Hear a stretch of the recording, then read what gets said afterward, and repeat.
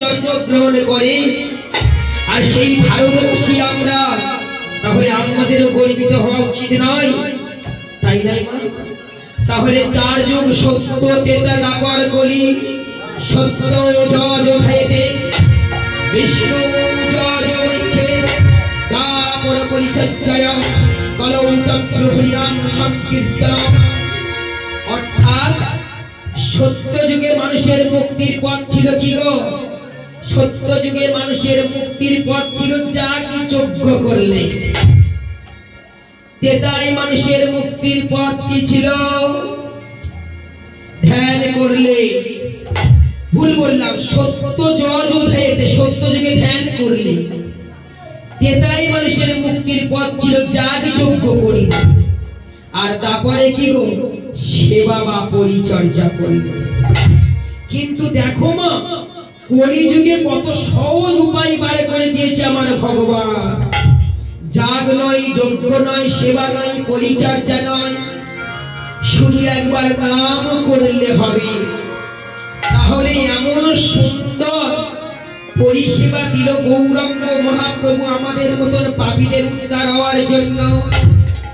তাহলে কলিযুগ ধন্য নয়? ধন্য বললে ভুল হবে।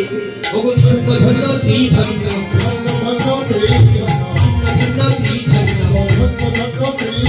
সত্যই কলি ধন্য বটে, সত্যই কলি ধন্য বটে,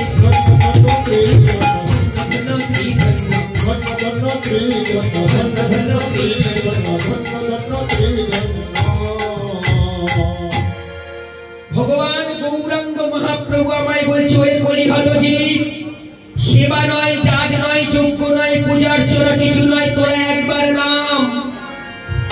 যদি একবার নামতে পারিস তাহলে পাপের অন্ধকার হবে, তোরা যে মুক্তি পেয়ে যাবি। ওমা বলছে শুধু নাম।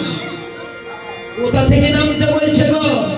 ওরে অহংকারী মঞ্চ হতে আগে না, আগে না, অহংকারী মঞ্চ হতে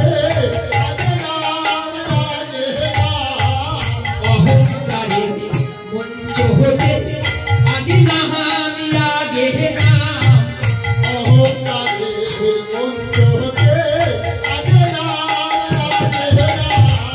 পাবি যদি পরিত্রাণ আগে না,